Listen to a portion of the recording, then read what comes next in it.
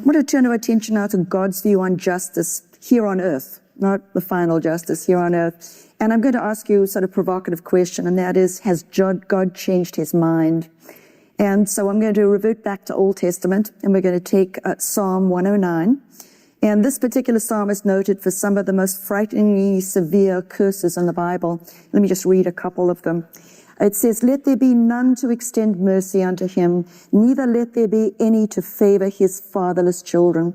And the psalm goes on to say, "Let his prosperity be cut off, and in the generation following let their name be blotted out." We can also, of course, turn not only to Psalm 109, but so the books of, Exodus and Deuteronomy, where we have God's commandment to genocide in the invasion of Canaan, and the permission of his permission of putting the Israelites into slavery in Egypt. So God seems to have his mind made up in the Old Testament.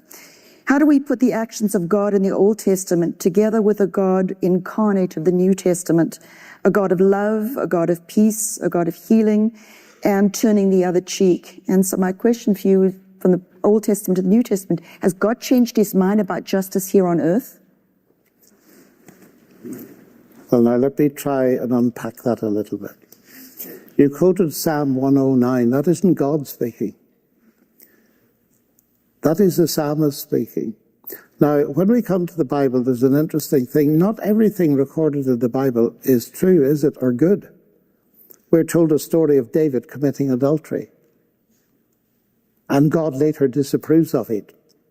And I think we've got to open our minds, as C.S. Lewis pointed out, I think, to the idea that in some of the Psalms there is a record of what certain people thought, but it's not necessarily a reflection of the attitude of God. And you can understand somebody who's suffered terribly, people do, as you know, you hear them all the time, wishing all kinds of vengeance on their enemies. So I would give God the benefit of the doubt there and say these are recorded, and I believe they're inspired, but they're not necessarily attitudes that, oh, well, that's the right attitude because it's in that psalm. I think they're there for us to see that here are people who are genuine people, who have a whole range of emotions. Some of them are very good and some of them are very suspect, and we've got to learn to deal with them.